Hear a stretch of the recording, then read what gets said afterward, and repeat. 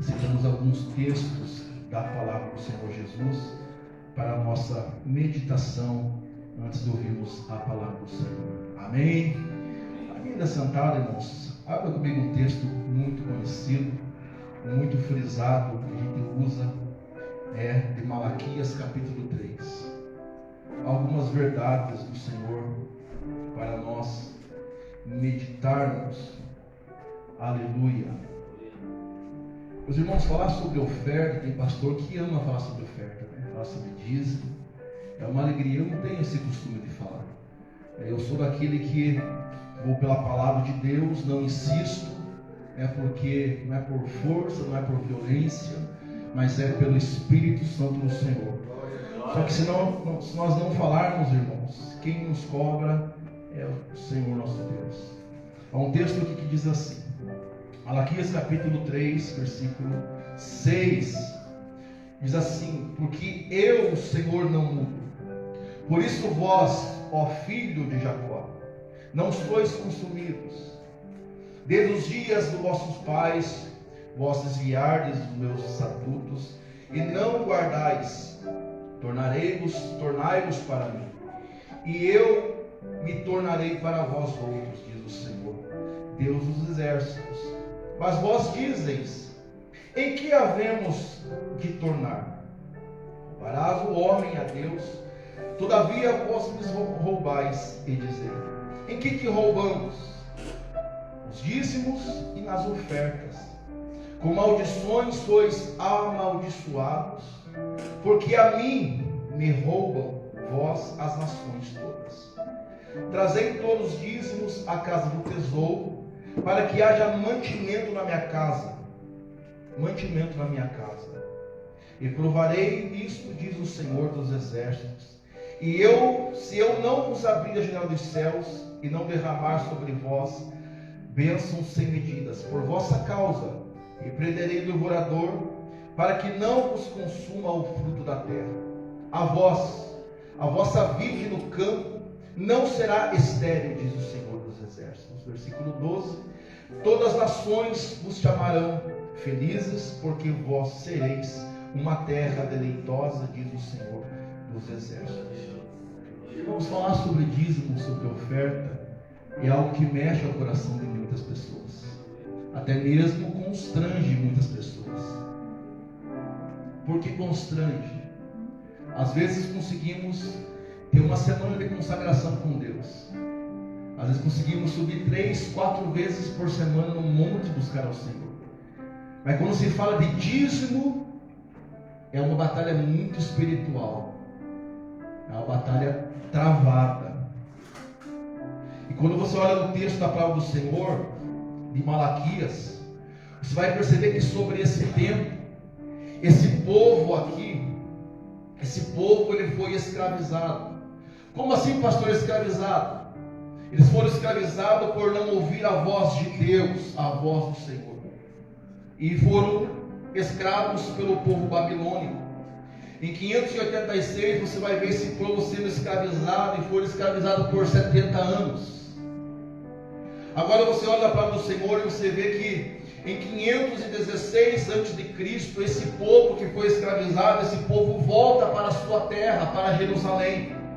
Eles voltaram, só que a terra deles estava oprimida, a terra deles estava vivendo sobre uma miséria, sobre uma escravidão, porque os seus inimigos tomaram conta de Jerusalém, e eles precisavam voltar para a sua terra.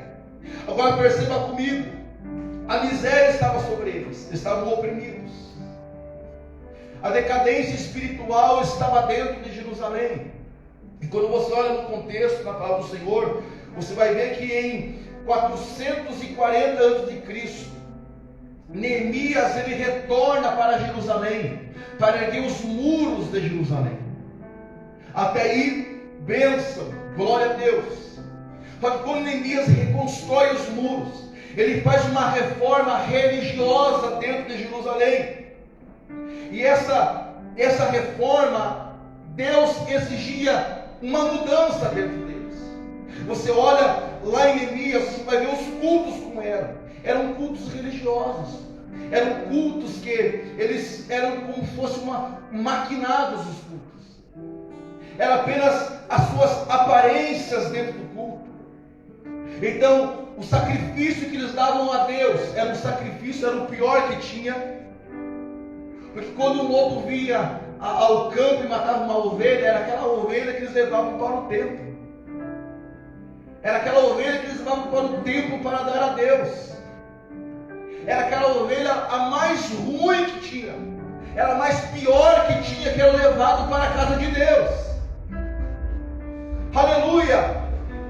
Então era esse tipo de oferta, de sacrifício que eles estavam prestando a Deus. Eram as piores ovelhas doentes, as piores feridas, as mais magras que estavam dando ao Senhor. Aleluia! Só que teve uma mudança, irmãos. Existiu uma mudança. E quando você olha na palavra do Senhor, você olha que a reforma, a transformação sobre eles foi dada. Só que nem toda reforma dentro deles veio a mudança. Ou seja, eles queriam a mudança naquilo que eles achavam que era certo. Mas aquilo que Deus queria, eles não davam a Deus. Eles não ofereciam a Deus. E a pergunta é, será que nós, como igreja de Cristo, não temos dado sempre o pior a Deus? Sempre o último a Deus? Irmãos, falar sobre oferta, sobre dízimos, não tem, as duas coisas é totalmente diferenciadas. A oferta não substitui dízimo, dízimo não substitui oferta. Há um parâmetro bíblico dentro disso. Por mais que alguém fale, pastor, o dízimo é do tempo da lei. Meus irmãos, mas você olha, você vê Abraão, você vê Jacó, ele já dizimando antes mesmo da lei. Antes mesmo de existir a lei, eles já dizimavam, porque é um mandamento de Deus. E eu provo para você, dentro dos 66 capítulos, dos 66 livros da palavra de Deus, que Deus fala sobre dízimos. Deus, ele nos ensina a respeito de dizimar a casa do Senhor, de ofertar a casa do Senhor. Quando se trata de dízimo na casa de Deus, a gente até deixa de lado, deixa de fora isso, irmãos, porque é Antigo Testamento, é tempo da lei. Mas quando se trata de você usar versículos bíblicos da lei, que edifica a tua alma, você acata. Nós acatamos. Se for assim, irmãos, nós temos que rasgar todo o Velho Testamento e não usar nenhum daqueles textos para a nossa vida espiritual. Então o Senhor, ele trouxe uma advertência. Só que dentro dessa advertência, você vê no versículo 6, que ele diz: porque eu, Senhor, não mudo. Por isso vós, filhos de Jacó, não sois consumidos. Então você vê um povo totalmente errante contra a palavra. Mas mesmo assim Deus está dizendo: eu continuo sendo o mesmo. Por mais que vocês são infiéis a mim, eu não mudo, eu sou o mesmo. Vocês não são consumidos. Ou seja, dentro desse amor de Cristo, você vê esse amor imutável de Deus por mim e por você. É Deus esperando assim: ele não mudou hoje, mas ele vai mudar ainda. Ele está sofrendo hoje, mas ele vai parar de sofrer, porque o meu amor ainda está sobre ele.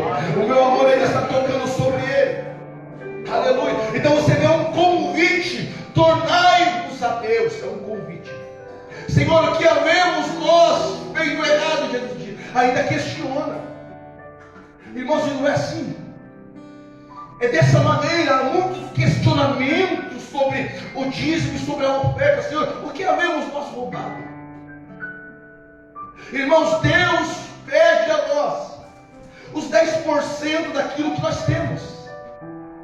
Ou seja, pastor, eu sei que Deus, ele é rico, é dono do ouro, é dono da prata. Sim, irmãos, eu tenho a certeza disso também, que o Senhor é dono do ouro e da prata. Só que a casa do Senhor, nós temos a casa de Deus como a casa do Senhor. Amém? Amém. Lá na tua casa, você se preocupa com o luz de água? Não vai vencer? Se preocupa. Você deixa o talão lhe vencer? Não. O teu aluguel na tua casa, você deixa de vencer? Não. Porque na tua casa tem um princípio E por que a casa de Deus, muitas das vezes, não tem nenhuma preocupação? Eu falo para você, irmãos, quem que se preocupa? Um dia eu mandei mensagem: pastor, como está a conta da igreja? Tem talão atrasado. Pastor, como está o aluguel da igreja? Porque, irmãos, ainda a casa de Deus não desceu no seu coração como princípio. Pastor, Deus é rico, não do ouro, não da prata. Deus não precisa. Deus não precisa, irmãos. Eu tenho comigo, Deus, Ele quer o nosso coração. Só que quando o nosso coração está em Deus, nós temos princípios de se preocupar com a casa de Deus. Quando Deus, aleluia, está sobre o meu coração, sobre a minha alma, automaticamente o meu bolso também está como princípio, aleluia, na presença e na casa do Senhor. O que havemos nós de fazer? Aí o Senhor disse: roubarás o homem a Deus, todavia me roubais as ofertas dos dízimos. Aí assim, irmãos, com maldições sois amaldiçoados. Olha para a palavra, Mateus capítulo 23. Mateus capítulo 23. Há um texto bem conhecido, no versículo 23. O Senhor Jesus diz assim aos fariseus: ai de vós, escribas e fariseus, hipócritas, que dais o dízimos da hortelã, do entro e do cominho, e tendes negligenciado os preceitos mais importantes da lei, a justiça, a misericórdia e a fé. Então você vê que eles davam dízimos, davam ofertas de tudo que eles tinham, só que negligenciavam os mandamentos principais, que era a justiça, a lei, a misericórdia e a fé. Então dízimos estão coligados juntos com a justiça de Deus. Pode praticar justiça, pode praticar fé, pode praticar, meu amado irmão, aleluia, todos os mandamentos de Deus. Mas se não estiver enquadrado dentro dos mandamentos, aleluia, que é dar aquilo que o Senhor te deu. Deus te deu saúde, devolva a Ele em um ato de retribuição. Pastor, mas Deus quer que 10%, irmãos, é melhor você ter 90% abençoado por Deus do que 100% amaldiçoado pela palavra. Ageu diz a sua palavra: aquele que negligencia os mandamentos, ele pega o seu salário e coloca como se fosse um saco furado. Nada dá certo, sempre vai faltar. Irmãos, dízimo é premissa de Deus. Dízimo não é o último que sobra. Eu vou pagar primeiro minhas contas, depois, se sobrar, irmãos, nunca vai sobrar. Quando você dá o primeiro ao Senhor, eu tenho certeza que Deus vai honrar você com os 90% e você vai viver o sobrenatural de Deus. Pastor, eu estou esperando uma promoção no meu trabalho. Irmãos, nunca você vai ter promoção no trabalho. A palavra nos diz assim, pastor: ser fiel no pouco, e no muito eu te colocarei. Quer ser próspero na presença de Deus? Honre a Deus com o pouco que você tem. Aleluia. Oh, aleluia, Jesus. A Bíblia diz, irmãos: trazeis os dízimos na casa do tesouro, para que haja mantimentos na minha casa, e provai nisto, diz o Senhor dos Exércitos, e eu não abri. Irmãos, quem dizima na casa do Senhor, ele tem privilégios no céu. Olha o que a palavra diz, irmãos, aleluia: se eu vos abrir dos céus e derramar bênçãos sem medidas, quem dizima tem intimidade no céu com Deus, pode fazer prova com Deus. Ele tem intimidade no céu, porque, irmãos, há um devorador, há um migrador que só é quebrado com dízimos na casa de Deus. Não tem jejum, não tem oração, não tem intercessão, não tem nada que se quebra